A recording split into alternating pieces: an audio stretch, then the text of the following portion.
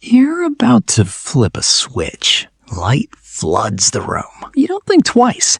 But your great times 1,000 grandfather, he would lose his mind. Not in wonder, in terror. Because for 300,000 years, darkness owned the night. And then we decided we weren't having it anymore. Here's the thing about fire. It's not just warmth. It's a reset button for the entire human species. Before fire, when the sun dropped, you climbed a tree and stayed still. Because moving in the dark meant becoming dinner. And I mean that literally. Leopards could see fine. Hyenas could see fine. You couldn't see your hand in front of your face. But then someone figured out fire. And suddenly, this glowing circle, maybe 30 feet across. And inside that circle, you're safe. Outside, that's not your home anymore. That's the hunting ground. And here's what nobody talks about. Fire didn't just save our lives. It bought us time. Before fire, your productive day ended at sunset. That's maybe 8 to 12 hours, depending on the season. Fire gave us an extra 2 to 4 hours every single day. And when you multiply that across thousands of generations, everything changed. An anthropologist named Polly Wiessner spent years sitting around fires with the Juhuansi Bushmen in the Kalahari. She recorded everything. During the day, 80% of conversations were work. Who's hunting where? Which plants are ready? Bills, logistics, stress. But at night, around the fire, 81% were stories. Myths about the origins of the world, tales of distant places, adventures no one had lived, but everyone needed to hear, jokes that made the whole camp laugh until they couldn't breathe. That campfire wasn't just cooking meat. It was the first theater, the first classroom, the first church. It's where humans learned to imagine, to think beyond what was right in front of them. It's where culture was born. And you know what's wild? That's not ancient history. That's not some forgotten skill. That's literally in your DNA. We're the storytelling species. We evolved for this, and we gave it up for electric light. Okay, here's where it gets really weird.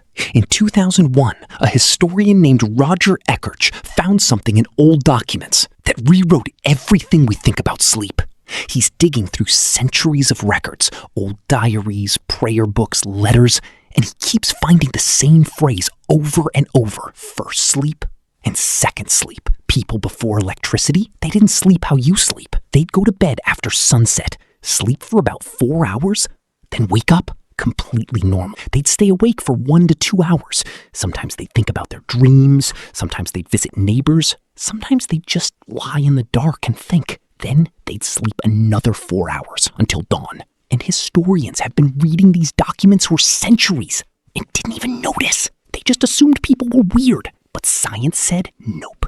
In 1992, a psychiatrist named Thomas Wehr did an experiment. He took people, locked them in darkness for 14 hours a night, like humans lived before artificial light, and didn't tell them anything about how to sleep. Within weeks, every single person naturally settled into the same pattern. 4 hours awake, 4 hours. Nobody taught them. Nobody told them. Their bodies just remembered.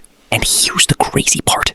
During that wakeful middle section, their brains were producing these huge amounts of prolactin, the same hormone released during meditation and, well, let's say deep relaxation. They weren't stressed. They weren't confused. They were in a completely different state of consciousness. Peaceful, reflective, almost meditative. Most of you have never experienced this. You probably never will. Then came the light. In the 1600s, Paris installed street lamps. London followed. Suddenly, the night wasn't just dark. It was navigable. The thing humans had feared for 300,000 years became just another place to walk. Then cheaper candles, gas lamps. And in 1879, Thomas Edison commercialized the light bulb. Within 1 generation, the night as humans had known it was gone, and we thought we'd won. But here's what happened. Your eyes see a light bulb at 11 p.m. the same way they see the sun. Your brain gets the signal. It's daytime. Stay awake. So it shuts off melatonin. Your sleep fragments. Your circadian rhythm, the thing evolution spent millions of years fine-tuning, gets completely scrambled. 1 week of camping without artificial light, your melatonin cycle resets by 2 hours. That's all it takes. Your ancient programming is just waiting, buried under centuries of electric light, but waiting. So now what do we have? Insomnia, We treat it like a disease. We sell billions in pills to fix it. But what if it's not a disease? What if waking up at 2 a.m. isn't your body breaking down? What if it's your body remembering what it was built to do? For 300,000 years, your ancestors spent the night in a rhythm science is only starting to understand. They gathered around fires and told stories that built civilizations. They slept in 2 phases, with a window of pure reflection in between. They lived under stars so bright, the Milky Way wasn't a tourist attraction. It was just the sky. And every night, when they woke in the darkness between first and second sleep, they lay there in silence and thought about their lives, their dreams, the world they'd wake into. We traded all of that for a switch, for light that never stops, for sleep that feels broken, because we broke the rhythm that made it work.